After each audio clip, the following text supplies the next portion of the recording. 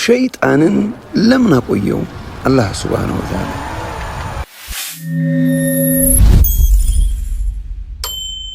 ሰላም አለይኩም ወራህመቱላሂ ወበረካቱ።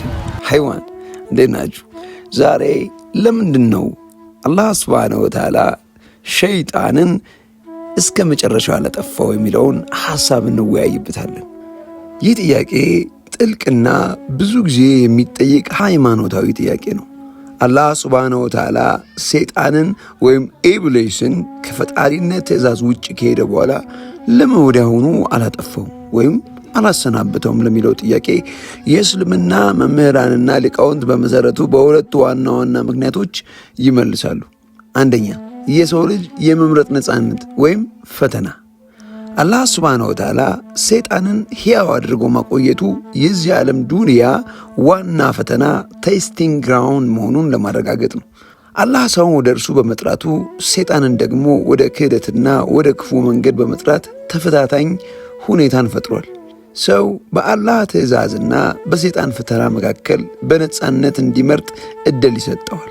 አንድ ሰው በአላህ መንገድ ላይ ጸንቶ ለመቆየት የሚያደርገው ጥረት የሚገለጠውና የሚመዘነው የሰይጣንን ተጽዕኖ በከፍተኛ ሁኔታ በሚኖርበት ጊዜ ነው።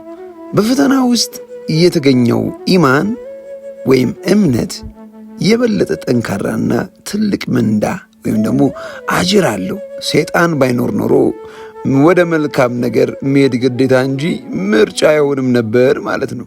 ሁለተኛ፣ የአላህ ፍጹም ስልጣን አልሐኪም። ሰይጣንን ማቆየቱ የአላህን ፍጹም ስልጣንና ጥልቅ ጥበብ ወይም ደግሞ ሂክማ ያሳያል። አላህ ፈጣሪ እንደመሆኑ መጠን በፍጥረቱ ላይ የፈለገውን የማድረግ ፍጹም መብት አለው። የአላህ ውሳኔ ሁል ጊዜ ጥበብ ወይም ደግሞ ሐኪም የተሞላ ነው። ሰይጣን የአላህን ኃይል መቋቋም የማይችል ደካማ ፍጡር ነው።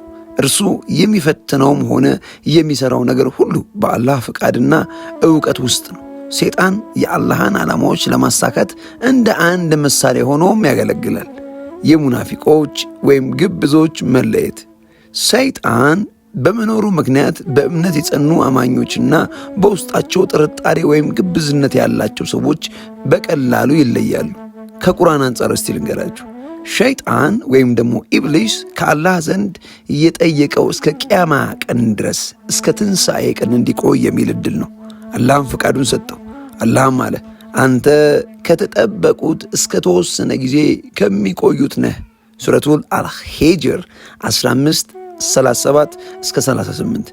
ይህ ማለት አላህ ሰይጣንን ያቆየው ለተወሰነ ጊዜ ሲሆን የዚህ ጊዜ ዓላማም የአላህን ፍጹም ፍትሕና ጥበብ በፈተና ውስጥ ማሳየት ነው።